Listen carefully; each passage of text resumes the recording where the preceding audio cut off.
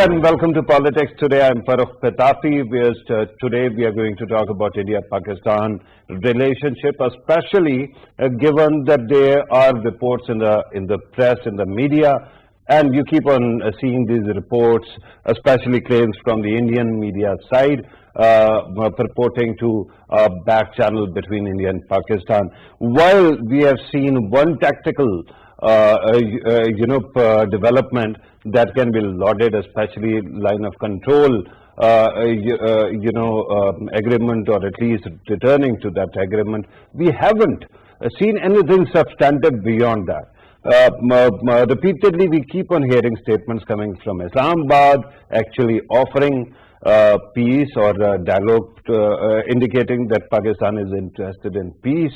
But we haven't seen beyond one tweet by Narendra Modi and one letter that was sent to Pakistan, basically part of diplomatic niceties where Pakistan was wished good luck.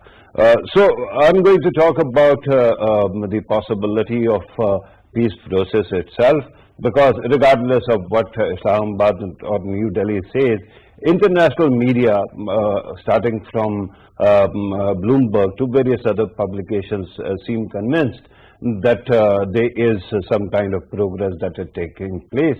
And then recently we saw certain other claims. For example, there is a senior journalist called Hamid Mir. He wrote a piece which was basically about Afghanistan. But in the end, there was a very interesting claim that was made that India wants to build peace with Pakistan because it wants to deploy its army after the US withdrawal in Afghanistan. And we were not told whether the government of Pakistan will approve of such a thing, but the implication or the claim was that if India and Pakistan build peace, Afghan Taliban will not attack the Indian forces if deployed there. We are going to talk about all these matters and more. In order to help us understand this issue, we are joined in the studio by Air Vice Marshal retired Ijaz Malik Saab, a defense analyst and expert on security issues. Thank you very much, sir, for being part of the program. On Skype, we are joined by Yasir Janjua Saab, who's a security analyst, a defense analyst. Yasir Janjua Saab, thank you very much for joining us. With him is also on Skype is Hamid Khan Al-Mashraqi. He is also an expert on security matters, diplomatic matters as well, a renaissance man. Thank you very much, Hamid Khan sir, for being part of the program as well. Let me start with the studio. AVM sir, let me ask you, let us look at each other rather than looking at the screen. We can do that as well. But AVM sir, how optimistic are you that there is some peace process going on and normalization between the two countries is possible? Well, primarily being an optimistic person myself, and overall scenario, I would say, while I very earnestly wish that there should be, but is being claimed in media, I wish it is true. But given the history, and if we base our scenario building on what has gone between two countries over the past, entire length of the history, I think we should not be over optimistic. Okay. Because the situation hasn't changed. The primary parameters on which our relations could be built, they are by and large, they remain the same. Right. For example, there is no infrastructure for peace. There is no. For example, the first and foremost is the mistrust. Yeah. It was there from 1947 till date, no change. Then India has, as a state, as a overall thought process, they have never reconciled with the creation of Pakistan. That is, a very basic premise on which we can build other things like other confidence building measures. And then probably we have to start with, low hanging fruits if we really have to work for the larger, things on peace. For example, if Kashmir issue is not diffused, how can we start with trade? Right. How can we start But with... Kashmir is no low-hanging fruit Then I am saying, This is the highest I am one. talking about the low-hanging, I will just talk about that. For example, Siachen and Siachen and Sirkri. At certain stages, and Indus water treaty also, because... I'm going to talk about all of that.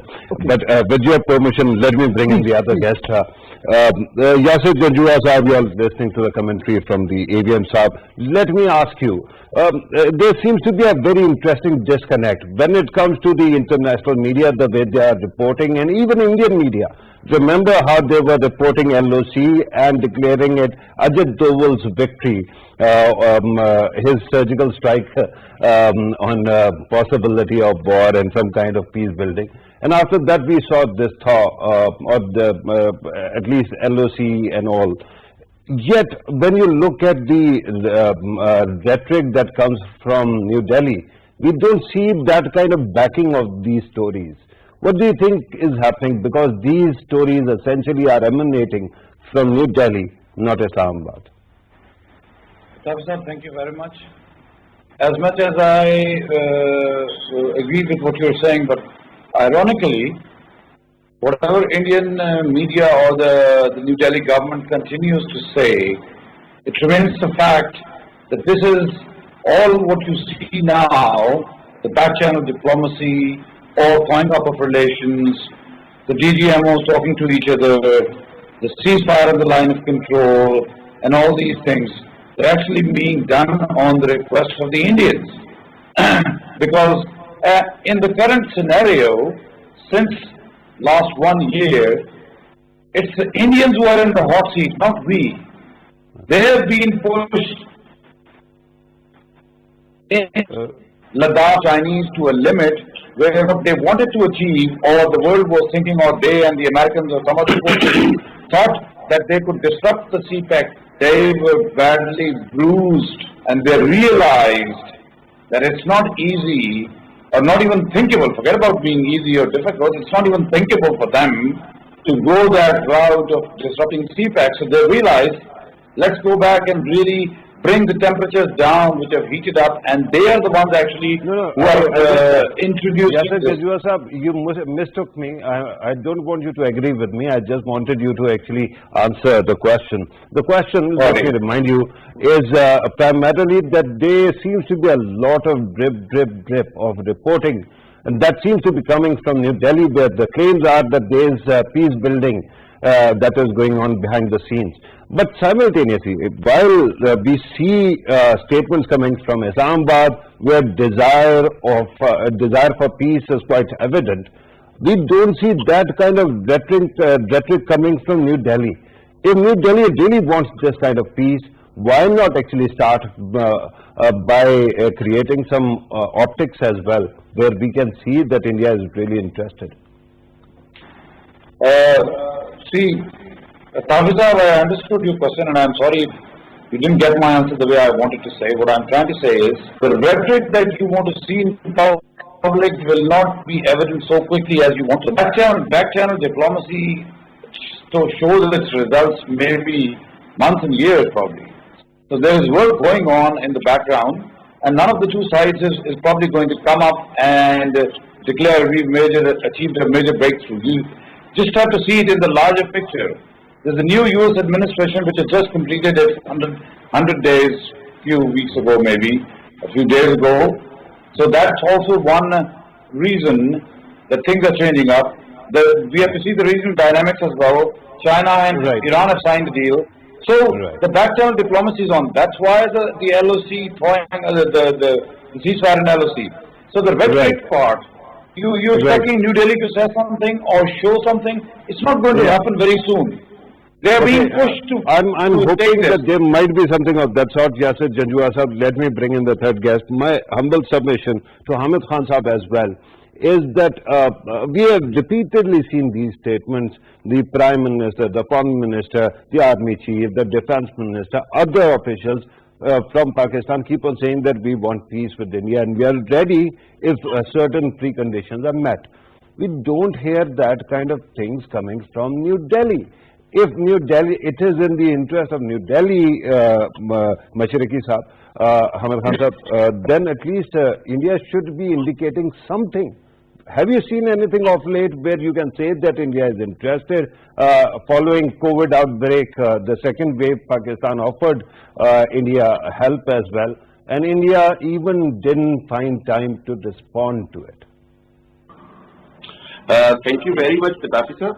The thing is, first of all, I would say that the whole nation is sad about what is happening in our neighbor India due to this COVID devastation. But at the same time, the suffering of Kashmiris have gone much more higher or much more worse since this COVID devastation has gone worse than in India. So we cannot forget our Kashmiri brothers and sisters in this crucial and toughest time of their life. But you're right, absolutely, that unfortunately Indian government doesn't seem to be taking it very seriously, the efforts from Pakistan government, not only on a back channel diplomacy or not only in a backdoor diplomacy, but openly as well, that Pakistan is willing to resolve the issues. But as you have mentioned in the intro as well, that the Kashmir issue is on the top of the priority, and if the Kashmir issue is not resolved, there is no way that we can attain any kind of peace in the region. Now it is BJP government who is trying to play the same game which they played in 2003 at Agra summit. If you remember that they were news, they are trying to solve the situation and they are coming up with a solution for Kashmir. But at the same time, they took the advantage and they got the relaxation for transit trade, and they got the relaxation of their trade to Afghanistan, which Pakistan offered them and gave them for many years. But Indian government cleverly carried on, pushing back the situation and the solution for the Kashmir issues. Let me remind you that I have written an article which has been published in many newspapers that let's give peace a chance. Let's take this pandemic as an opportunity for a peace in the region for the both countries where people are suffering. Public is generally do not want war. By virtue of that, let me thank also the fact that you are actually bringing it up. I think all of these, and let me remind our viewers here, that all the contributors in this program are peaceniks. None of us is actually someone who wants active war between India and Pakistan. Absolutely. Having said that, there is this matter. There are two kind of possibilities that we have seen in India. One, active sabotage of a present government's agenda, Indian government's agenda. For example, Agra was pointed out. Agra was there and then somebody actually totally bulldozed it. The second thing that happened was the Manmohan Singh, the Prime Minister of Pakistan meeting, after which there was a possibility of an agreement on Siachen, and then the Indian Army Chief actually comes forward and vetoes that, right? This is possibility of sabotage. The second one is what we have seen during Narendra Modi's time, the double speak. On one side, Donald Trump says that Narendra Modi, no one else actually told him to mediate in Kashmir. And the moment he says this, India throws a hissy fit, and then all of a sudden they cancel Article 370, 35A. So, are you sure, AVM Saab, if there is some kind of peace talks going on, that India is not once again indulging in doublespeak? There could be a possibility. But why? I think we have to see what has substantially changed after 9/11 scenario or the situation in Kashmir. The Indian stake or Indian perceived stake in Afghanistan, that is a new change. India wants, and obviously they have a tacit approval of Americans, to have them role in the post-withdrawal scenario. Okay. So probably that is one factor which may be, a key driver in a change or a shift in Indian policy. So if that is acceptable to the RSS mindset, yes, we will not have any, sabotage. Right. But if it is not acceptable, then it could repeat third time. Right. On one side, we keep on hearing, at least in the past, we saw these statements coming from New Delhi that they want to have peace, and then RSS head, actually Mohan Bhagwat, actually says that Akhand Bharat is needed for the peace of the universe, whatever that means. We are going to talk about all these matters, but I'm told that we have to take a break. Please don't go away. We will resume the discussion right from this point. Take a break.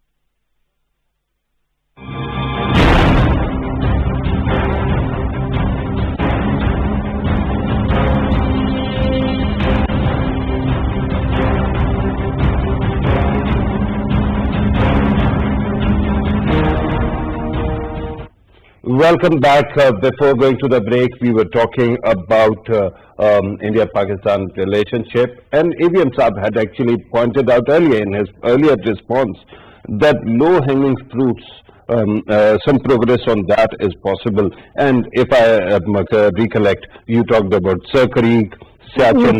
Yeah. Indus Water Treaty.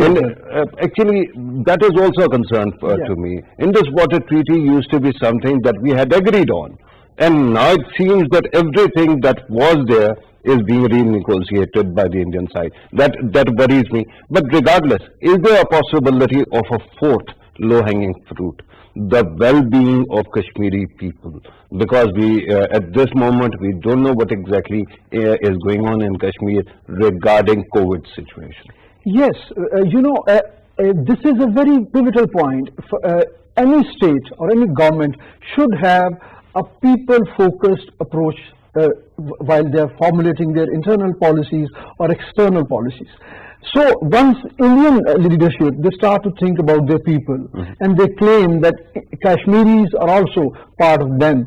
So why there is a disparity? Why are they treating their own people with discrimination? They are alleged people. But with due respect, the current law in India doesn't claim that Kashmiris are their own.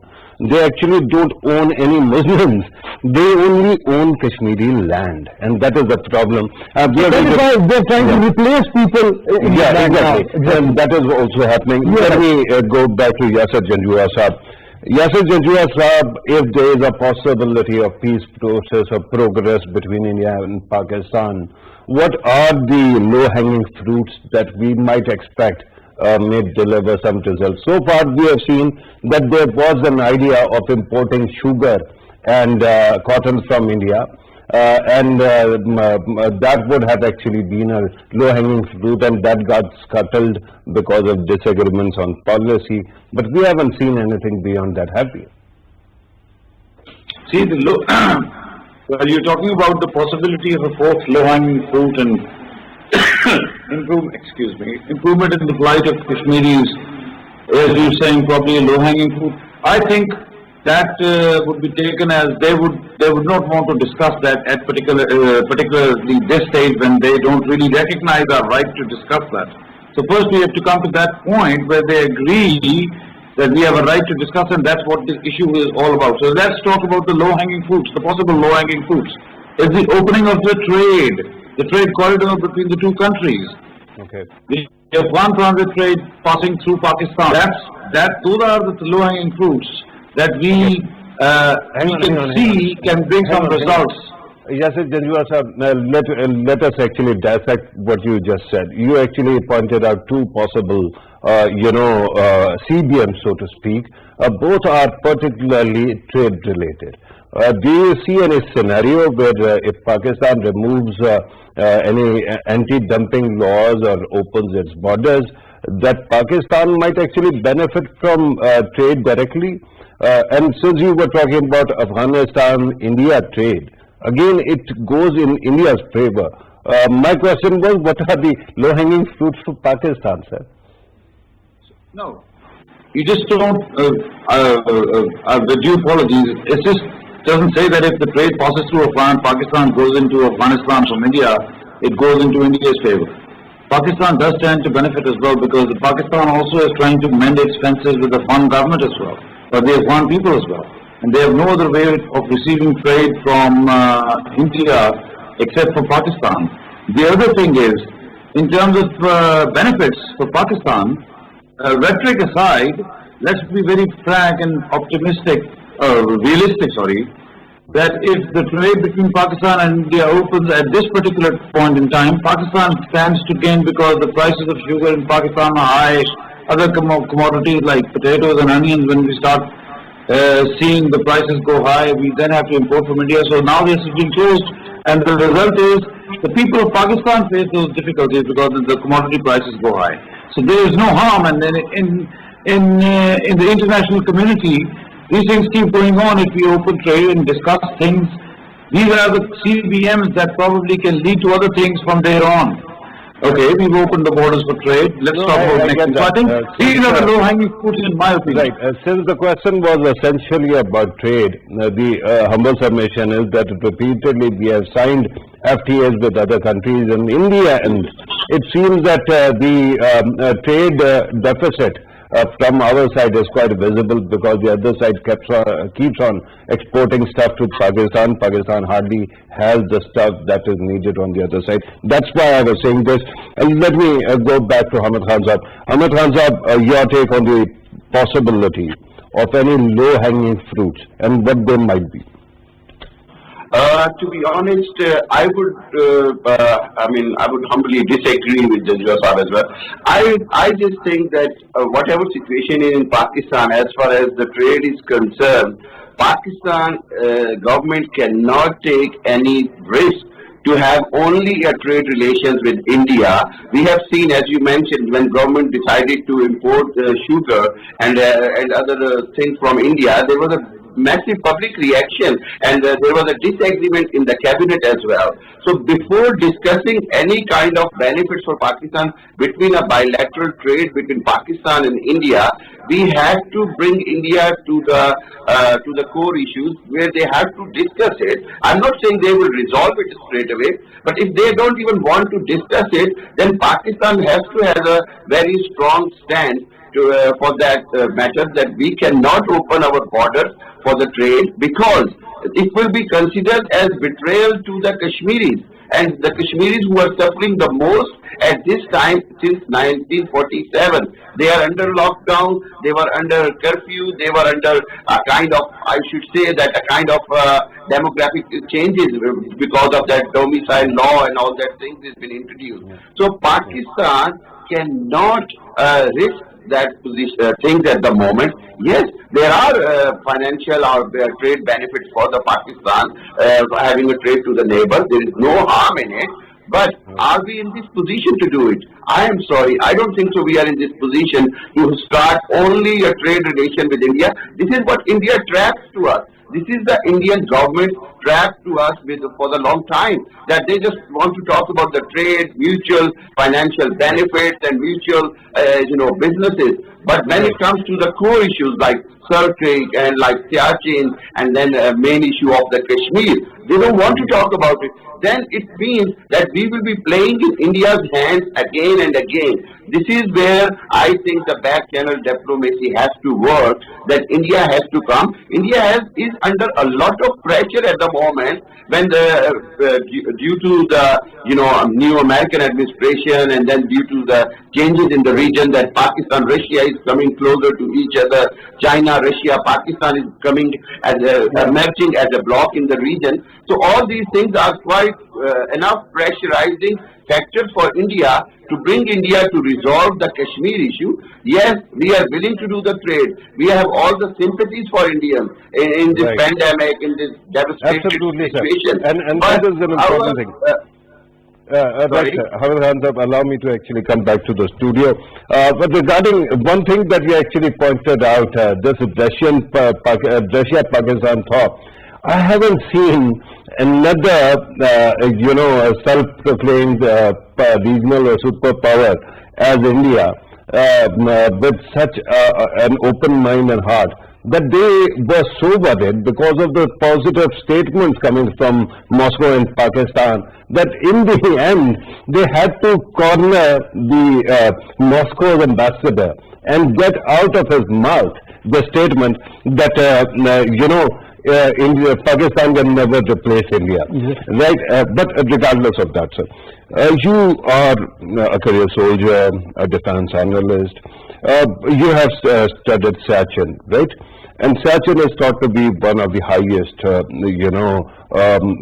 battlegrounds in the world.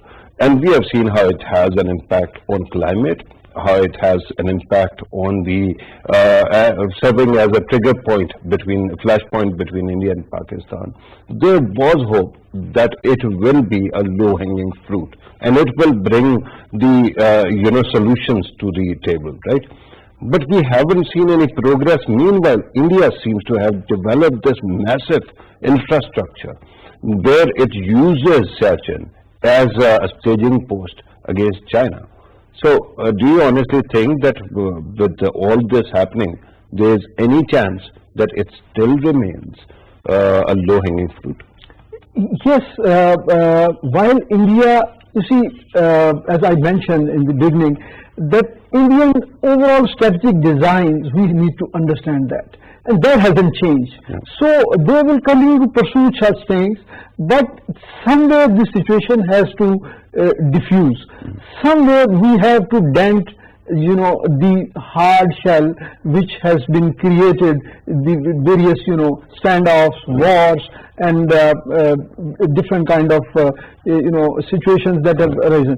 So I think Sir Creek and Siachen, they can be negotiated much easier for both sides, right, as compared to Kashmir for India. And that is very quickly, I'm told that we are left with a couple of minutes. But what exactly is it that our leadership and international media is seeing that you and I are not seeing right now?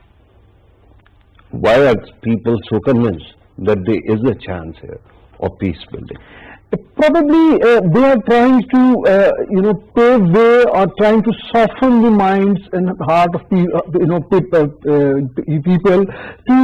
give India an access in the changing scenario in Afghanistan. Right. So they want to create some, space but for them. you're talking about a country that is really worried what is happening in India, and we keep on expressing our good wishes. We hardly ever see that kind of wishes coming from India. I mean, 1 minute there's a wish and then the next Pakistan is once again being framed. In that situation, why is it not being done to India? Why are not their minds being cultivated? This is a concern that I have to leave the program on. Right, sir? I'm told that we have to conclude the program here. AVM retired Ijaz Malik sir, thank you very much sir, for being part of the program. Yasir Janjua sir, thank you very much for your precious time. And Hamid Khan sir, thank you very much sir, for your valuable input as well. Viewers, you have listened to our participants. We keep hoping against hope that there will be peace between India and Pakistan, and it will not be at the cost of this country's self-respect and integrity. Let us hope in coming days we see some miracles. At this moment, from my vantage point, I keep on hearing statements. I don't see the possibility of miracles that people are talking about, especially because we are looking at Narendra Modi, unless his government starts thinking and they try once again to externalize that relationship by creating some new scenario. This was today's program. Thank you very much for watching. Take care.